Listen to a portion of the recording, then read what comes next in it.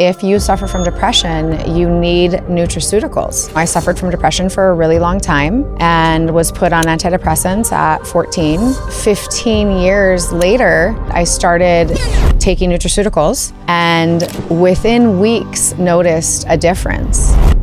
Pixie Acia is a spiritual wellness coach, motivational speaker, and fitness instructor. How do we essentially make nutraceuticals the new pill? When you take an antidepressant, it's not affecting your gut. It's not affecting the serotonin in your gut. When you're taking nutraceuticals, you're affecting the brain and the gut. With liposomal vitamins specifically, you actually absorb the nutrients. When you take a pill, you only get maybe 20 to 30%, but when you take liposomal, you get 80 to 90%. So you see and feel the difference. What is repressed will eventually get expressed as depression or disease. This man that had sexually abused me for so long is largely how I came into depression. How have you turned your wound into wisdom?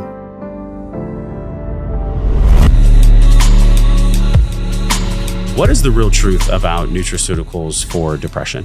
I mean, I think what people don't know is that if you suffer from depression, you need nutraceuticals. You need to supplement. And in my personal experience, I suffered from depression for a really long time and was put on antidepressants at 14. And, about 15 years later, I decided to try a more holistic approach and I started taking nutraceuticals, specifically liposomal, specifically Live on Labs, and within weeks noticed a difference and made them a huge part of my routine. And ever since then, I've been an advocate for them. I think that everybody, whether you're on antidepressants or not, can see huge reward and benefits in taking nutraceuticals. What exactly are nutraceuticals? I've heard a lot about these. What are they really at their core? So nutraceuticals are functional foods in a vitamin form. And so they're meant to be as good, if not better, than pharmaceuticals. I think about the pill for every ill. There was that Netflix documentary about the pill mills and the Oxycontin and just the insanity that happened there. And then I think about how we can make, vegetables and fruit and healthy organic foods sexy and fun. That's really hard to do. How do we essentially make nutraceuticals the new pill? This is a really interesting topic for me personally. Like, how does that work out in your life where when somebody is healing depression, when they're overcoming depression, which is essentially, I think depression is just rumination on the past, or the opposite of expression is depression. The nutrients from the nutraceuticals that are in food are many times far better than what's in a pill. Yeah, I agree. And I think that with liposomal vitamins specifically, you actually absorb the nutrients, right? They make it into your system. They make it into your cells. When you take a pill, you only get maybe 20 to 30%. But when you take liposomal, you get 80 to 90%. So you see and feel the difference, which is the goal. The mood stabilization part's really interesting. How did that play out for you? I think you said there was the 2 weeks that you really started to notice it after 2 weeks. What do you notice when you're in the throes of depression, when you take the liposomals?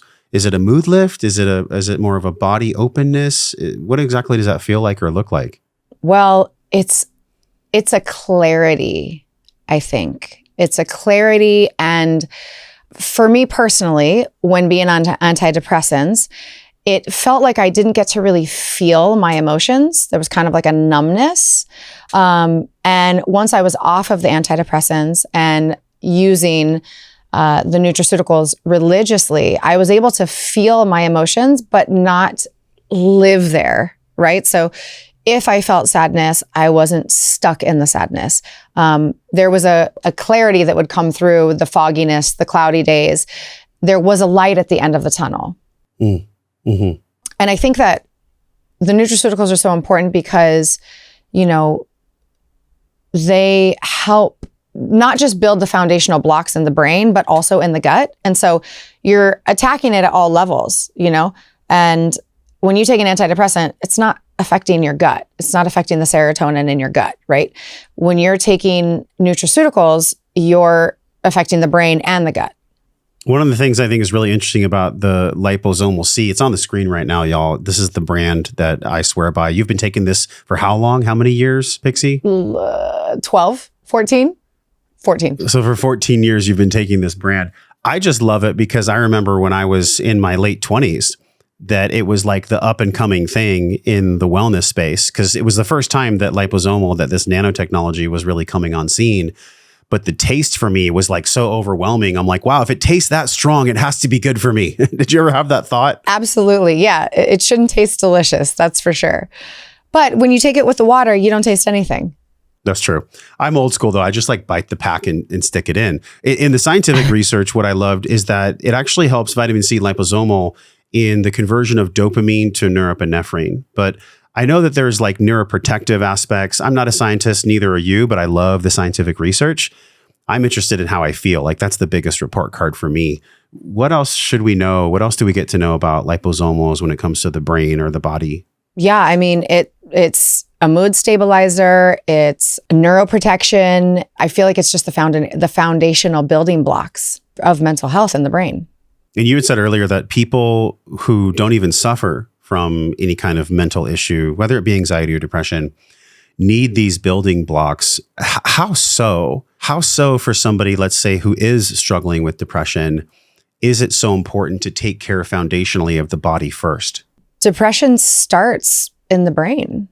Depression is an imbalance in the brain and also an effect of trauma that has been experienced, which is largely how I came into depression. But I mean, I think what's really important is that you can't out exercise or out meditate or out pray or, go to therapy and do all of these things if the building blocks aren't there, if the internal wellness isn't also happening. So you have to hit it from all areas. It has to be literally whole body wellness, mind, body, spirit, all of it. And so liposomals and nutraceuticals are the body part.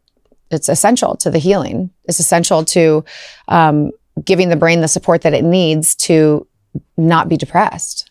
Especially the B12 and the B complex too. It's funny, you're so healthy now, but it wasn't that way forever.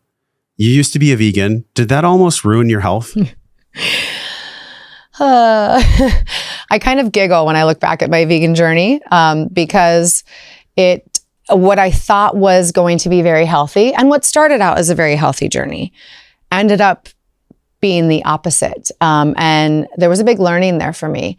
At first, all of a sudden, every single ingredient list I was hyper aware of. And that was beautiful. I was way more in tuned and aware of what I was eating, what I was putting in my body. And this is something that I'd never had before, right? Because as you grow up, you're just like eating. You eat what your family eats. You eat what happens at functions, at weddings, at parties. You just eat to eat. And as a vegan, all of a sudden, every time you sit down, it's, well, what's in there? Well, what's in that? Well, can I read the ingredients? And so you're educating yourself on what you're actually eating, which is beautiful. And it becomes this kind of cleanse, really. And it made it more fun because now I was trying new things on the menu. And then it was this big conversation piece too. Like, what do you mean you're not eating meat? Well, what do you mean you're not eating animal product? And I had, gotten so attached and committed to the ideology of being vegan that I had made this, these big statements on my social media, and I was doing it for compassion for the animals, and I was doing it for the health of the planet, and I was doing it for what I thought was for my own physical health. But actually, what happened was the opposite. And in that time in my life, I was very big in the fitness industry, and I was teaching at SoulCycle 16, sometimes more classes a week of extremely high intensity cycling classes. And my body was begging me for more nutrients, and my body was starting to break down, and I was getting injuries, and I was always tired, and I was swollen, and I was hungry beyond belief. And rather than checking in on like, what am I feeding myself? I would just eat more of what I was already eating. And I started to detach from how my body was feeling because I was so committed to the persona that I had created that I was vegan and that I cared about the animals. And if I ate this animal product, then I didn't care anymore and I would be a bad person. And all of the people that I was helping also along this vegan path, I would let them down. And so I actually detached from my body's own cueing, I started to do this for health and was doing it to keep up this persona. Eventually, my thyroid shut down. I had to get on thyroid medication and I was always tired. I was getting sick. And then one day I literally sat in front of a plate of chicken skin that had been barbecued and I watched my own hand reach across the table and grab the chicken skin and just put it in my mouth. No thought, just like this is going in my body. And it was the most delicious thing I had ever eaten. And my body was literally saying, thank you. Like, thank you. And then I went into just being a carnivore. I wanted medium rare, if not rare, steaks, no burgers because it had been overprocessed, no chicken breast. I needed chicken on a bone. And I became this wild carnivorous person and my body felt incredible. And I will say though, that after that, my knowledge on what I was eating at the table and the ingredients of things that I was eating, then adding animal protein, then I felt better than I've ever felt. So I think that it didn't ruin me completely, but it did teach me a lot. There was a huge learning there. And now I think that my diet is the best that it's ever been. I know there is a diet for everyone. And, on this podcast, I'm not here to tell y'all how to eat or what you should do with your life. We just bring on experts like yourself, Pixie, a master coach that's worked with enough people and had enough experience with herself to learn what doesn't sit well or feel well in your body. I do find it fascinating though. And on the screen right now, there's a visual of this. There was a recent study about a mother that was vegan and her placenta was like, it had hardly any blood flow. It was very almost pale or opaque in color. And then right next to it was the placenta of someone who really ate animal foods and someone that ate raw dairy and things like this. It was alive. It had a red color. The difference was very stark. So I just wonder the amount of people that are eating food because they have like a dogma, or like you said, you didn't want to let your people down, which is beautiful because it's coming from compassion. You're wanting to be a fitness model. You're wanting to be a model of health actually for these clients and these people. But you got to this place where enough was enough and you had to let go of the dogma, essentially caring what other people would think. Do you find that caring what other people will think, whether it's the way you eat or the way that you act or the clothes that you wear, part and parcel could be the cause of a lot of people's depression? 100%. Wanting to be accepted and wanting to be loved and a part of something is, I think, a huge driving factor for why people care about what people think about them. I mean, I think it's human. It's human nature. We are hardwired for connection. And so if we view that making a choice or living our life a certain way is going to disconnect us, then we're going to do everything in our power to stay connected. And unfortunately, that might mean sacrificing our truth and ourselves, and also finding ourselves people-pleasing and not creating boundaries. The boundaries are a big one. It's probably another piece. If I looked at, in my opinion, I'm curious what yours is. If I looked at the cause of depression, yes, for some people, there's a proclivity because they have it in their genetic code, but I believe epigenetically that all of that can be healed. I'm so with you on right? that. Yes. Then there's the dietary component, right? If we're getting the right nutrients, if we're filling the building blocks, then there's the people that we hang out with and the activities that we do. And I find that if you're really paying attention to those 4 areas, and I probably missed a few, but if you at least fill those, you're less likely to experience a lack of expression, which is essentially depression. You yourself, the trauma that you experienced when you were growing up, it took something from you, but now you're in a place where you can actually teach. So what did your trauma take from you, and what did it teach you? The reason I'm asking is because I know that was a source of your own depression.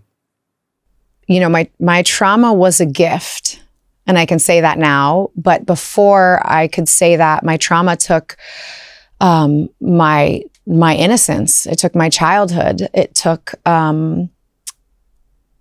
my ability to connect with my body. It took my ability to create boundaries. And I wore my trauma for a really long time, like this heavy cross. I didn't know how to carry it. And so, but it wasn't something that I could put down, right? It was a part of my story, but I didn't know how to carry my trauma.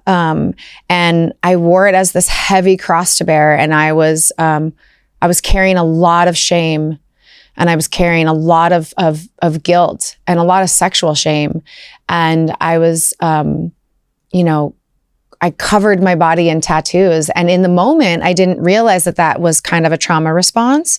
But as I went through my healing journey, I realized that my tattoos were a way of protecting myself and reclaiming my body.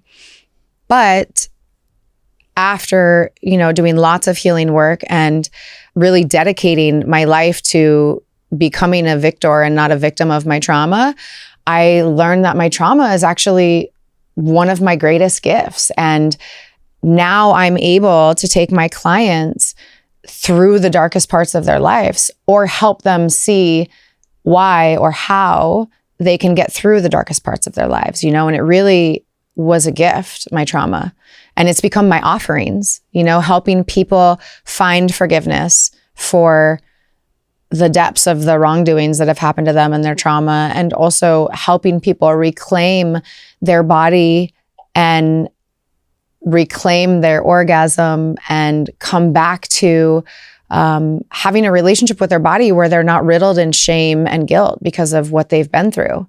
And I realize that, it's so important once you've healed your trauma, that it's important to, in safe and sacred spaces, to share your experience, because that witnessing of somebody else witnessing you allows them to know and feel that A, they're not alone, that B, they're going to survive it, and that there's light at the end of the tunnel. And we don't go through our trauma. I believe that we don't go through our trauma in vain. It's so that we can take our wounds and make them wisdom, and really shine a light of healing through our story into somebody else's, right? Because we're not in it alone. How have you turned your wound into wisdom? How'd you do that? It's a long process, and it's a beautiful process, and it's sometimes a hard, dirty, shadowy process, but it's absolutely worth it. And I think that my biggest wound, if I was to just kind of paraphrase, my biggest wound was my body being taken from me and used for other people's pleasure, and me having to physically detach from my body in order to endure the experiences that were happening as a child. And the wisdom now is coming back to my body and finding forgiveness and reclaiming my body and my nervous system and my sexual energy and my sensual energy, and really embodying deep forgiveness. That's a tool that we are always going to need in our tool belt. People are always going to wrong us. People are always going to let us down. And forgiveness is a huge muscle that we have to practice every day. And so I think that the biggest wisdoms or learnings that I have really gleaned or yoked from my trauma is forgiveness and embodiment and sharing your story in sacred, safe spaces. The forgiveness is such a gift that, and I'm paraphrasing Tony Robbins and Oprah and Stephen Covey and all these people that have talked about forgiveness, including yourself. Forgiveness is a gift that we give to ourselves. It's not that we even need the other person to be alive many times or to even speak to us. The man that wronged you, that transgressed against you, I'm guessing that he himself either was transgressed upon sexually, or he went through something that made him hurt, which then hurt people. Is that how it played out? I don't know enough about his story. I did find forgiveness by embracing that, yes, hurt people, and also hurt people, heal people, right? Because it just depends on what part of the journey you're on. You know, I was a hurt person, but I didn't hurt somebody. I am in fact doing the opposite and helping heal people. But part of the way that I logically accepted what happened to me is with the hurt people. But beyond that, it's God didn't have me go through this experience in vain. I don't believe that. I don't believe that this was just, this is going to be your life experience.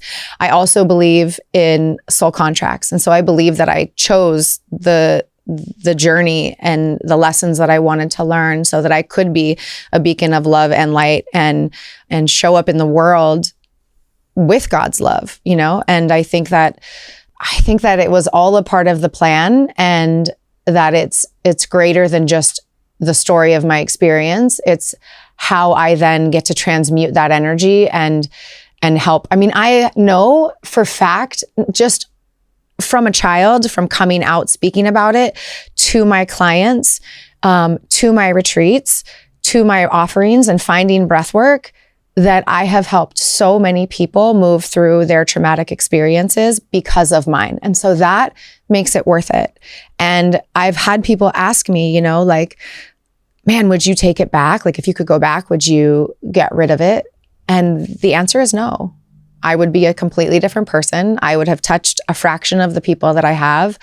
And the answer is no. I know that this is part of my mission and part of my purpose. And I'm here for the assignment, you know, but forgiveness is really the biggest muscle and learning and takeaway from it. There's so much there. The forgiveness is this key that unlocks a door to the other, I guess you could say, higher frequency emotions, love and joy and acceptance. It's the Hawkins scale that is on the screen right now. I've talked about this many times, but it's so pivotal because you just described from your own life experience the frequency scale of emotions, with shame being the lowest and then authenticity and love being the highest.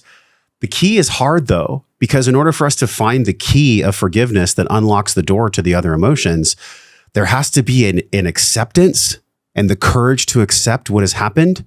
When I heard you say that you chose this and that you believe in contracts, I'm the same, but I also recognize that intellectually, it's a story I tell myself because that's what makes my body feel complete, feel whole, and feel good. If I just allowed my mind to take me on a journey disconnected from my body, I think they'd both drive each other crazy, which is probably why we're experiencing so much depression that's raising in America, is because there's no integration of mind and body. The mind-body integration that you've gotten from breathwork is profound. I saw some clips of you speaking about it. I know you traveled across the world. What exactly did your body do from breathwork? And how has your body developed itself to be able to have a true intelligence? In other words, what does your body do now that it couldn't do before breathwork?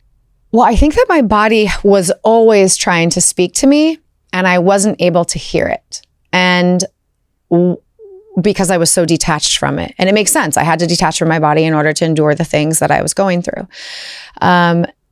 Breathwork has resensitized me to my body. And physically, first of all, better orgasms. Before breathwork, I would have a very hard time with partners having full body, beautiful orgasms. And a lot of times, once I would achieve them, they would come with a flashback. And after breathwork, I was able to access parts of my body that I wasn't before. And I was able to have orgasms without the flashbacks of childhood coming in. So I really believe that breathwork resensitized me. Also, breathwork accessed a different portal of divine guidance for me, a different kind of language within my cells. And when I do breath work, I'm able to just hear more clearly and tap into the knowledge of my cells and literally have downloads and memories and insight and spiritual guidance and counsel from ancestors and animals and angels. And the breath work just really opens you up beyond this dimension, you know? But I think if I was to summarize it, breathwork has resensitized me to my body and given me direct access to intelligence that isn't just here when I'm sitting here talking. You know, it's like the deepest prayer, the deepest meditation, and lots of reframing. When you say reframing, I love that, because whether it's NLP or whether it's like we were talking about earlier, essentially everything's a story, right? And how does that story make me feel? I don't care if this sounds reductionistic, because it actually is true for me. I'm 45, and for the majority of my life, I was just believing all these stories that made me feel horrible, like absolutely horrible. They weren't happening for me. They were happening to me. So how have you used the art of breath? It's really an art and a science, right? Breath work. I mean, 2016, I got introduced to breath work. My life has never been the same. And how did the reframing concept come through for you? And what has breath work taught you about reframing specifically?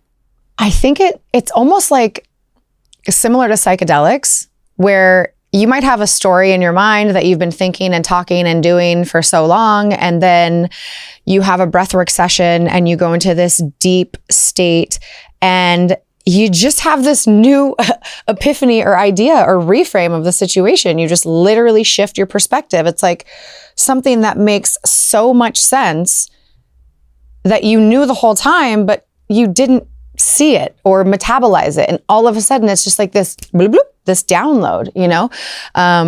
For example, I thought that I had changed my name consciously because it was like fun. I had this friend that cut my hair and my hair fell off, or bleached my hair and my hair fell off, and it was really short for my senior picture. And I was devastated because I had to have my senior picture with this like a little tiny short blonde hair. So it was like a joke. He was like, "You look like a pixie." Okay, that could have just been a thing.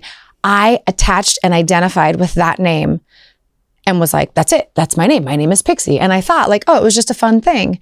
And in a breathwork session, I had a big download and I asked, why did I change my name? And the download was because Amber was too afraid and unsafe in the world. And so Pixie came in. And I remember when I got that download, I was like, what are you talking about? But I knew it was the truth. I didn't question it. And what's wild is that I did a 3-day trauma workshop, and there were 3 other people there. So there's 4 of us total. And all of us had really similar sexual and physical abuse from our father, parental figures. And it wasn't until the end of the sessions that we decided to exchange Instagrams and phone numbers. And we realized all of us had changed our name. And it just solidified that other download. Yeah. I also had a download, another example, when I was processing this man that had, sexually abused me for so long. I had a download in breathwork which was part of my forgiveness. Why are you so focused on this one man and this one story when there are hundreds, thousands of incredible, amazing men that you've encountered in your life? So many amazing platonic friendships, teachers, coaches, relatives, strangers on the street. Like, there are so many amazing men, safe, beautiful, incredible men in your life. Why are you focused on this one story, this one thing? And it was like, it was electrifying, this lightness, this levity that was just like, this breath of like, oh yeah, why am I focused on that? Why am I not focused on all of these amazing, healthy, kind, generous, safe men in my life? And that helped also with some of that forgiveness. So the breathwork has really given me so much. Wow, it's a different language. It's this somatic intelligence. First of all, thank you for sharing, because if I had to guess, I would say that the far majority of people that suffer from depression are suffering because at some point their physical voice or their physical body was cut off from speaking. Mm-hmm. And that depression, which is really a lack of expression that I've come to know through IFS and through my own breath work, there is so much wisdom that the body doesn't have words for. I think you've even said in the past when we've been chatting before that the body doesn't speak French, the body doesn't speak English, the body speaks safety. Can you go into that? Yeah, I mean, your nervous system is always telling you, your nervous system is looking for familiar situations to identify whether it's safe or not. And when we are used to stuffing it, when we're used to repressing it, we aren't attuned or listening to the body to know that we're safe or we're not safe. And then we'll end up finding ourselves in similar situations again. You know, I actually attracted the same kind of partner over and over again. And it wasn't until, you know, going through my healing journey that I realized, whoa, I'm the common denominator in that. Why am I the common denominator in that? Why do I keep attracting this person that wants to keep me secret or doesn't want to claim me? And I realized, oh, the first way that I experienced love as a little girl from my parental figure was in a dark, secret, shameful back room.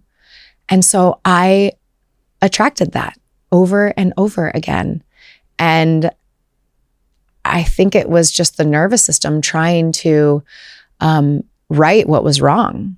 The big piece that I got from that I've heard this from many people that have been through a similar yet uniquely different journey than yours, is that, and Carl Jung even said it best, you know, our children are tasked with the unfinished business of their parents. And so it's somewhere in the line, this man and the millions of men that transgress on women, and occasionally women transgress on men. I don't think it's specifically gender, although it is predominantly men that are doing that just because of the physicality. The unfinished business is really the societal unfinished business. If you look at the way that women's bodies are objectified in the fitness industry, for sure, but definitely on Instagram, all on magazines, and it's getting even worse now with TikTok.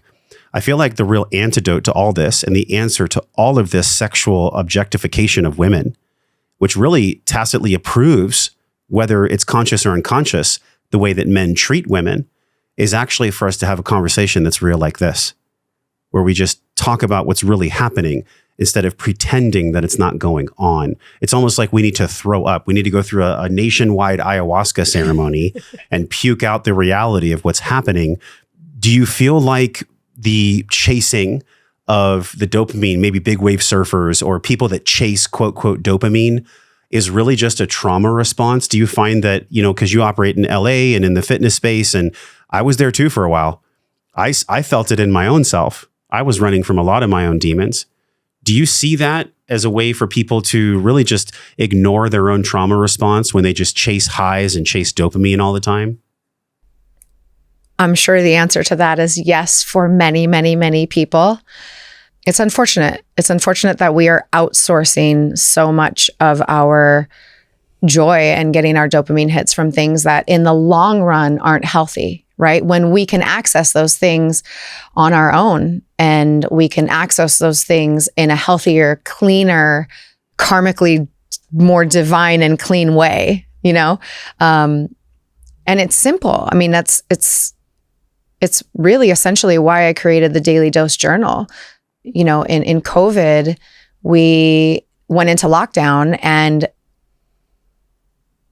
we had to be really careful because immediately the regular everyday routine was taken away. And so now it's like, how are people getting their fix? How are people getting their highs? How are people chasing the dopamine? And very quickly, I created an online platform and was taking hundreds of people through monthly challenges to keep us all accountable. And part of that was working out 3 days a week and doing breath work and having ceremonies and meeting in community throughout the month.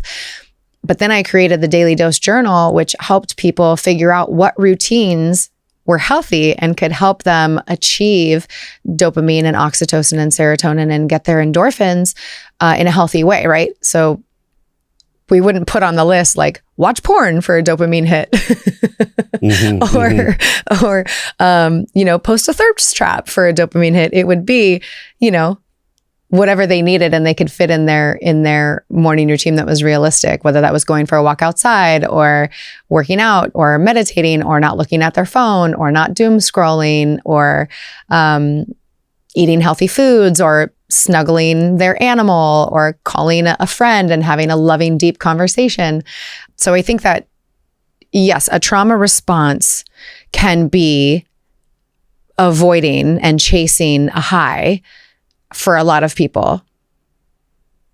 And also, we can be so empowered by the choices that we make and create our own healthy way of achieving the dopamine, the serotonin, the oxytocin, and endorphins in the brain and the body. I love that it's this iterative process. So the journal was built like a choose your own adventure. It's just a fun way to explore what works for your neurochemistry, what works for you. Because, for one person, taking a walk might make them feel like they're a movie star. I mean, they might be like, oh my God, I love my life. It's just by taking a walk, right? And then for some people, they would need a little bit more, but it depends on like their neurodivergence and the way their brain is built. How exactly does the journal work? And did this come through in a breathwork? Was this a download in a breathwork, or was this like requested by your clients? No, actually, it wasn't a download in breathwork, but it was just kind of an observation. Like I noticed that, part of it was like, okay, we're going to create these morning routines and evening routines. And it would be like, what do you think would work for you? And some people would be like, I don't know. I mean, on Instagram, it says if I do this or red light therapy or ice face, cold plunge, or 5-minute cold shower or whatever. And so then there was no book out there that just kind of simplified it. That was like, try this for a week and also journal throughout the week. And then at the end of the week, there's a weekly recap. See how you feel. If you noticed improvement, stick with those routines. If you don't notice those improvements, then change your routine. And, the journal is 3 months, because I know on the internet it says it's 21 days to make a habit, but actually it's 62 days to make a habit. So it's a 3-month journal so that you actually really do create that habit if it feels good to you. But it's also kind of low commitment because you're doing it a week at a time. So it really gives you the opportunity to see what works for you and what you need, and then to change it up as you desire. I love this. I think about animals in nature. Have you ever seen clips on National Geographic where a cheetah will chase, a deer, and the deer will survive and the deer will shake? And Peter Levine talks about this in Waking the Tiger.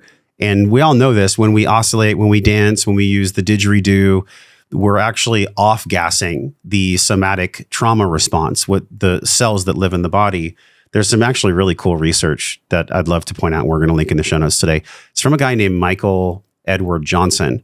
And he has this theory called the latch theory, where we know from Bessel van der Kolk that he writes the body keeps the score, but there hasn't been a way to like quantify it yet.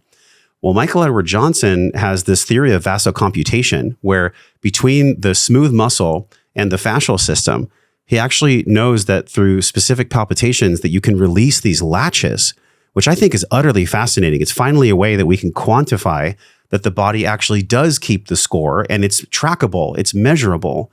The reason I'm bringing that up is because I think about how many people just need to go dance, need to go play, need to go laugh. That is so powerful for their depression, yet there's a block inside of them. There's a story inside of them that says, I'll look stupid. Who am I to go dance? I don't feel like reaching out to a friend, whatever it is. How did you specifically move through that block when you were at the lowest point in your depression?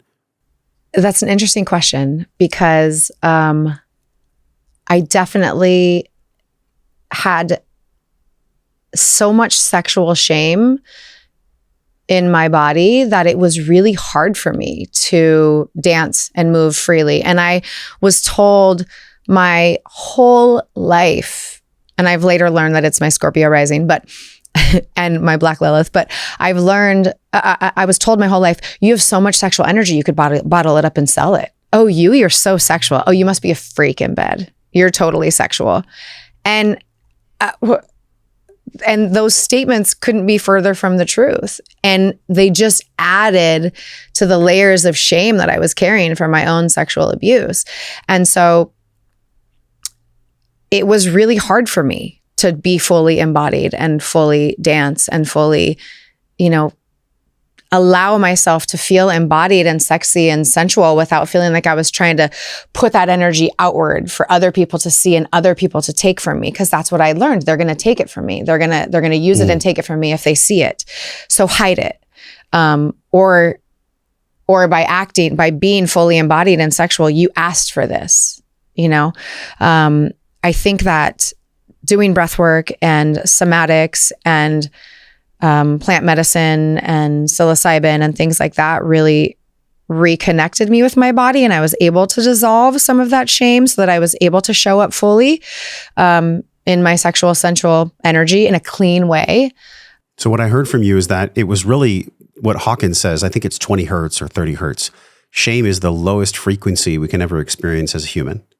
And I find that in an old story, when I was 280 pounds, when I was super depressed in my early 20s, I had so much shame that I didn't know what to do with it because no one ever taught me. There's no shame clearing 101 in high school.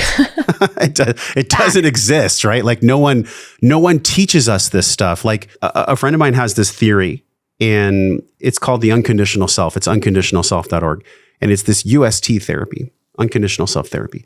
And he wants to make therapy and somatic intelligence and what you and I are doing, which is having a conscious conversation, he wants to make that as literate as reading and writing and arithmetic, just like it's taught in schools, which I fully support. Because can you imagine, Pixie, if our parents had the intelligence or even the knowledge to be able to teach us about the somatic intelligence, to be able to teach us about breath work, that in my opinion, my children and definitely my grandchildren, it'll just be common knowledge at that point. Yeah. Yet you and I were born in a generation that it was not common knowledge, and it was actually made fun of.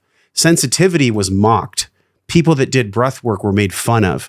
People that wanted to talk about wellness and nourishing the body were chastised as weirdos. And now we're celebrated. You know why? Because y'all are the ones that got us sick. Y'all are the ones that were sick yourselves. And then sick people make other people sick until someone comes along who's a cycle breaker. And this is my question for you. If you truly are a cycle breaker, which it seems like you are, because you could have gone another way. You could have gone and been a victim your whole life. You could have been on the street, and many people, God love them, they end up that way. What is it about your soul contract that makes you a cycle breaker? I don't think I had a choice. It was like carrying the shame and the disappointment and the anger is like a poison.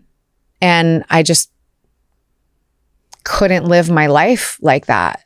And I had to find the way out of it. And it had to be through forgiveness. So I think that as hard as it is to say it's not my fault, but it's my responsibility, that is the truth. It is my responsibility. And I have to be responsible for how I show up in the world, regardless of what has happened, regardless of what I've been through. And so there was no other option other than to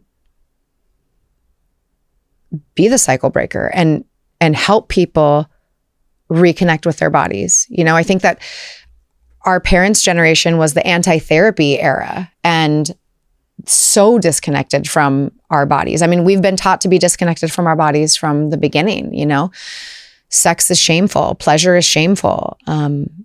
And I think that rewriting that story through, you know, somatic healing and breathwork and truth telling and holding safe, sacred spaces is just my life's work now. I don't think there was another option.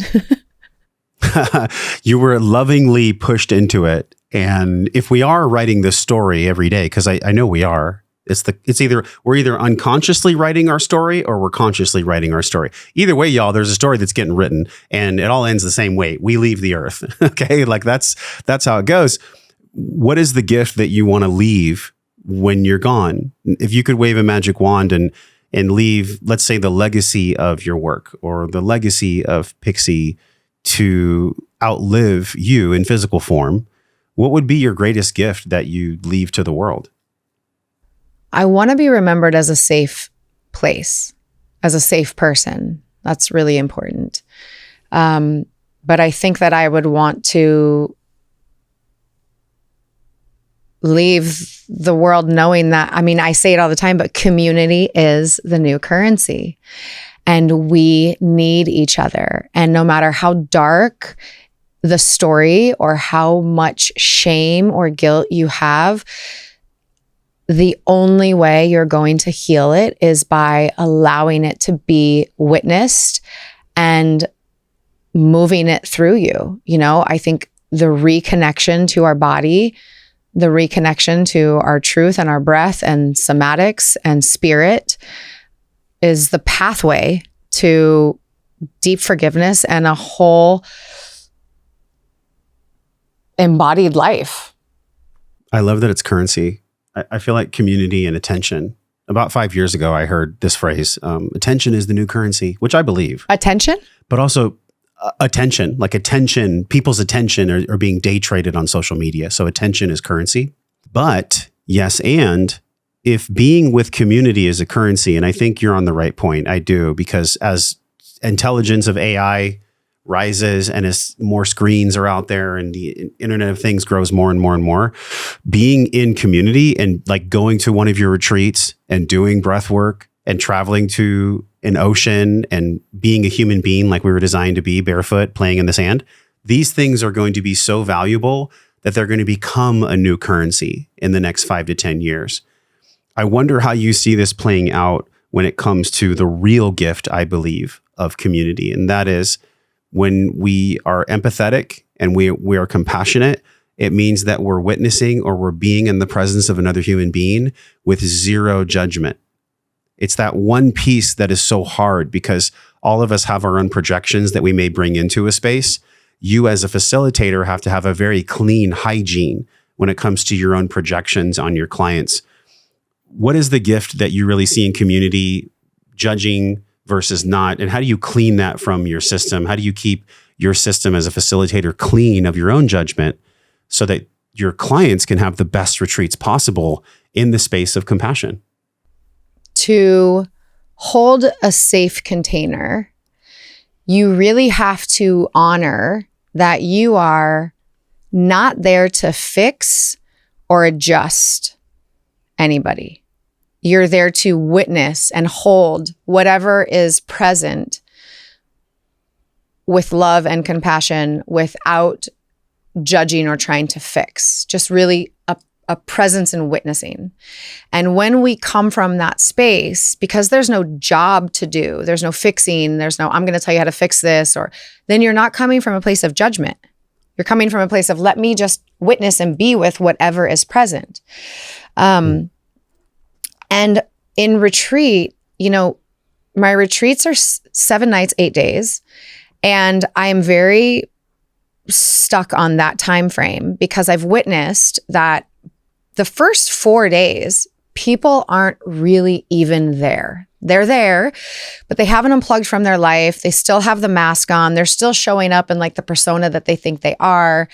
And there hasn't been enough time for them to kind of be worn down by whatever is happening externally, right? We're in a different climate. We're in a different time zone. Food is different. Temperature, texture is different. We're with 15 to 30 other personalities that maybe we know some of them or we know none of them. And there's been no screening. So we have no idea like who is there.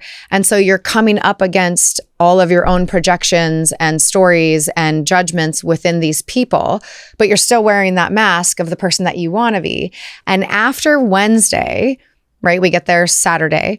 After Wednesday, you've been worn down. And so then the mask kind of comes off. And then this other part of you shows up. And then the real you shows up. And then we all get to witness the real person that's underneath the mask. And by the end of the retreat, everybody has finally let themselves be seen. And I say all the time, when you let people see you, you are so much easier to love, period. When you let people see you, you are so lovable. But we are so focused on being the specific version that we aren't really showing up. So Wednesday, the mask comes off. Sunday, everybody is in love because they actually showed up fully as who they are versus who they think they are, who they say they are, right? I love community.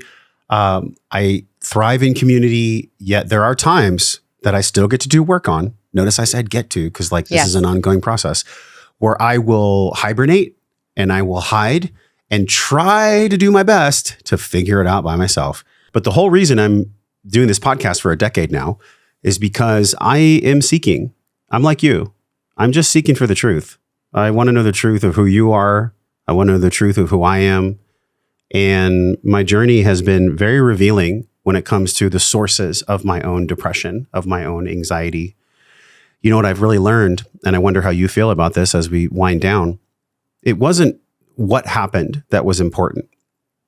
And it honestly wasn't even why it happened that was important for me. It was just acknowledging that it happened, which is the ultimate truth for me. I just acknowledge, and I developed the courage in myself to let my unconscious self, to let my whole self, and to let all the 5 sides of myself, my mental, physical, emotional, spiritual, and responsible financial side, just admit and just be honest that things occurred. And there's so much power in that. There's so much power in just saying, yes, something happened. And I'm committed to moving the energy or the emotion through my body and through my mind and my heart and soul to where I can be free of it. Because then I can teach other people how to do it. And that's why I'm here. That's why you're here. That's why this conversation is so good. And that's why y'all get to share this, because we don't have to suffer as much as we do. If you were to cast one last almost get out of jail free card, because that's really what we're doing here. We're giving people a permission slip to get out of depression. What would be something else we get to know about either your own journey of healing depression or anything that you think is very important when it comes to someone who is struggling and suffering with depression? I mean, what is repressed will eventually get expressed, and it will show up in the body as depression or disease. And you can't run from it or sweep it under the rug. And it might not be your fault, but it is your responsibility. And the work is hard and sometimes dark and sticky and icky and painful, but the reward is so worth it. And you're not the first person to go through it. And sadly, you won't be the last, but you can be, like you said, a cycle breaker. You can be a catalyst for change. You can transmute it. And if you're gonna go through it anyway, you might as well yoke it and get and squeeze the best gem out of it possible, right? Don't let it happen in vain. Don't stay in the seat of the victim, because that is poisonous to you and to everybody around you. And you're worth it. You're worth the time and the energy that it takes to get on the other side of your healing journey. And you're going to help other people by doing the work and finding your healing. You're going to help more people than you know. And somebody is always watching, right? The littles are always watching. And so how can you really show up and, I mean, as cliche as it is, turn the wounds into wisdom? I think it's beautiful. And I love cliches because they hold the greatest platitudes with the most significant weight. I've really enjoyed this conversation. Where can people go to learn more about your work? PixieAcia.com, Purposeful Pixie on social media. Y'all, make sure you take care of your physical first. That's why the physical is at the bottom of the pentagon. I noticed at your retreats that you actually give people the liposomals. Is that like before they do surfing or before they do breath work? Oh, I mean, I give them the liposomals at every single one of my events. I am a huge advocate. I give them all of my breath works, all of my beach classes, all of my retreats. I just think that they are so crucial and so effective that I give them everywhere. Yeah, if we don't have the blocks, it's hard to build on top of them. That's on the screen right now too, y'all. It's the link for Live On Labs. So make sure you build the body in the blocks that it was designed to have built for it. I really enjoyed your presence today. What I learned most from you was really courage, the courage to actually take the journey, like buy the ticket, take the ride, and look at what has occurred, because it's been a mirror of my own journey. So thank you for being my guest on the podcast. Oh, thank you. It's been an honor to be here.